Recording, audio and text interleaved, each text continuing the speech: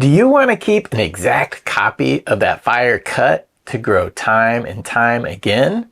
Well, you better be taking clones from here.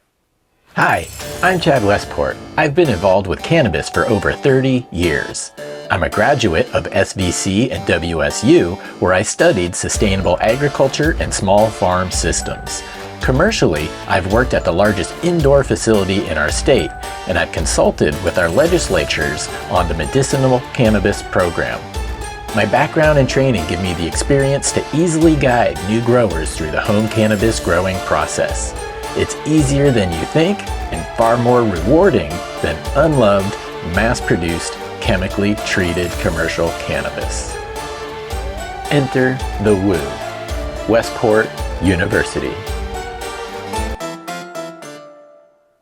Growers have long talked about clonal drift or genetic drift.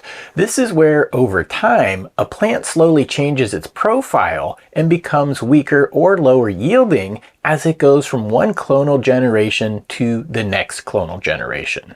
This concept was kind of one of those topics that was looked at as bro science. There was nothing in the literature to back it up. But year after year, grower after grower, cultivators saw this degradation slowly taking place over time. Gotta ask yourself, is this why the roadkill skunk is still MIA? Is this why the sour D just doesn't hit like the sour D it did in the 90s? Clonal drift was the name given to this phenomena of slow genetic degradation over time.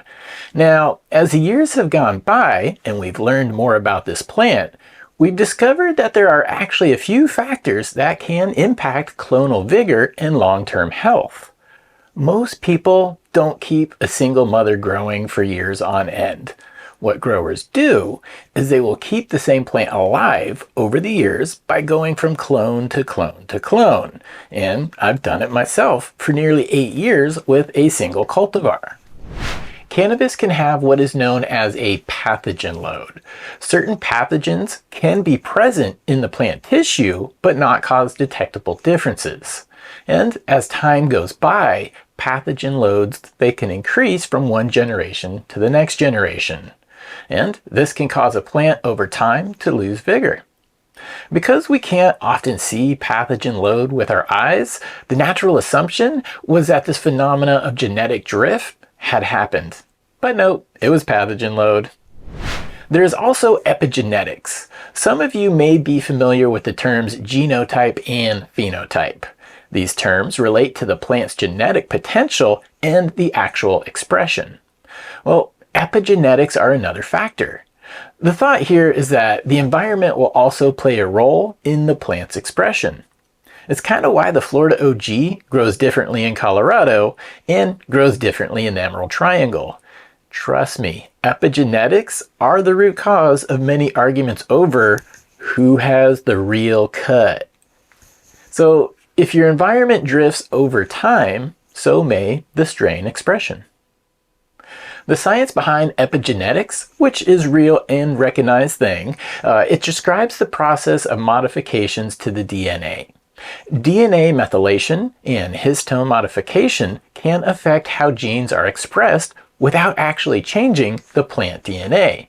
Now, in normal terms, I've always described epigenetics as light switches turned on or off by environmental cues. Now, certain environmental factors can flip the on switch for certain expressions, whereas a grower with a different environment may never see the same nuanced expression even though they are growing the same clone. Pathogen load and epigenetics are two scientifically bad causes for what we considered in the past to be genetic drift. Now, you may have heard of this third one, hop latent viroid. This has been the scourge of the American cannabis industry for over a decade. HLVD can lay dormant in plants and show no physical signs, but it is highly transmittable and it easily spreads throughout the garden. If it becomes active, the HLVD that is, if it becomes active, yields can dramatically drop and there is a noticeable lack of plant vigor for no apparent reason. Most people call these effects dudding. Now, this was once thought to be the fabled genetic drift, but we now know otherwise. And a PSA, guys, sharing infected clones is one of the most common way HLVD spreads from grower to grower. Now, with all that said, what if I told you that genetic drift, aka clonal drift, was real? In short, it is the accumulation of somatic mutations leading to genetic mosaicism. And this brings me to the science that changes the game, if you couldn't tell by the big words there. But really, here's the mind-bending part of the story. Different parts of the very same plant are not genetically identical. Let that sink in for a second. We assume a clone is a perfect copy, but an adult plant is actually a genetic mosaic. It's a patchwork of cells with slightly different DNA. This happens because of somatic mutations. Every single time a plant cell divides to make new growth, it has to copy its entire DNA. Now, you could kind of think about that like copying your friend's homework. Tiny errors like typos, they can slip in during the process. And these typos, they can be thought of as those somatic mutations, and they can accumulate with increasing frequency each time the plant puts out new growth. This is why the location that you take your clone from on the plant is so critical. The very top of the plant, the main cola, it is the pinnacle of growth. It's constantly dividing and pushing upward. Because of this, it racks up a massive number of cell divisions. And if you probably haven't assumed already, the more divisions mean more chances for mutations. This isn't just a theory. It's been proven with DNA sequencing. A 2021 study titled Accumulation of Somatic Mutations Leads to Genetic Mosaicism in Cannabis demonstrates this. Now, what made this study particularly of interest to me is that these results are actually from cannabis plants. This isn't the cannabis world looking at a different plant study and assuming it applies to us. No, this is an actual study looking at these effects in cannabis. Researchers sequenced DNA from the top, middle, and the bottom of a single cannabis plant, and the results were kind of stunning. The top of the plant had accumulated the most unique genetic mutations by a wide margin, nearly 3 times as many as the bottom of the plant. Now, interestingly, some of these mutations were in an important gene that is tied to cannabinoid and terpene production, which could directly explain why growers may have seen potency and aroma fade over time. Now, it is important for me to say that the majority of isolated somatic mutations do not typically create a noticeable effect, but the majority of random mutations are deleterious, which is negative. So the long-term effect of their accumulation is often a decline in plant vigor, similar to what growers have described as genetic drift. Plus, I'll throw in the little anecdotal evidence here. The top of the plant gets blasted with the most intense light, UV, and heat. Now, all of that environmental stress can speed up the rate of DNA damage and mutation, basically aging the cells at the top of the canopy faster. But the lower and the middle branches, they're kind of sheltered, right? So they're protected, and that gives them a much more stable life. But that's just like my opinion, man.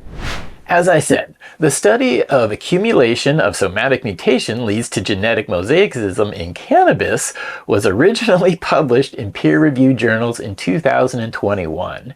Now, this research has been cited in many other scientific briefings since. But, being the wee nerd that I am, here's some footage from 2021 of me interviewing the lead author of this paper, Christian Adamick. It didn't take long for me to find out about this research, and I went straight to the source for more information. Pathways. Another big thing was the fact that, as we vegetatively propagate, and we take clones from a mother plant, that's like asexual reproduction, right? Cannabis plant, we have it as dioecious, which means there's both male and female. So essentially we're depriving it of the chance to have sex and essentially recombinate the DNA. And what that allows is essentially gives you a nice safeguard for mutations from appearing. But because we completely usually get rid of that sex that's happening, and we just have mother plants and just clones that constantly get taken, we don't get ever the chance for the plant to naturally kind of get a safeguard or reset or kind of recombinate the genes to, have a bit of more of a safety net. Recombination really, a big phenomenon that was, I don't know, started, I believe, in like the 1920s, if not 1920s or 40s. It's called a phenomenon called Muller's ratchet, where essentially the theory is, as an asexual population doesn't recombinate, it's going to accumulate mutations, and mutations are more likely to be negative, the term is deleterious, than positive. So, we have a lot of species that are vegetatively propagated, and I'm not saying this is something all doomsday. I'm just trying to make people aware of this, and people are in other species as well. I'm glad to bring it with cannabis and make them aware as well, and. Here's the truth. By taking a cutting from the lower to middle branches, you are choosing the part of the plant with the fewest cell divisions and the fewest accumulated mutations. You are literally capturing the plant's DNA in its youngest, cleanest state. This is how you keep the vigor, the yield, and those amazing terp profiles strong for years to come. So when it's time to pick a new mom, don't just grab that beautiful, strong top. Instead, pick a healthy, vibrant branch near the lower third to become your next generation mother. You're resetting the mutation clock and giving your strain a fresh start. If a light bulb just went off for you and this is changing how you think about your mothers, please do me a favor and hit that like button. It tells the algorithm that growers want more of this deep dive content, and it seriously helps out the channel. So here's the bottom line. Clone from the lower or middle branches of your plant for longer term genetic stability. The science is crystal clear. Lower branches are biologically younger, and the middle carry a much smaller load of mutations. So making this your standard practice is the single best weapon you have against true genetic drift. Now I want to hear from you. Have you ever watched a favorite clone-only strain seem to lose its punch over time? Did the smell fade, or did it just not hit the same after a few rounds of cloning? Let me know. Drop your story in the comments below. I'd love to hear about your experiences with this.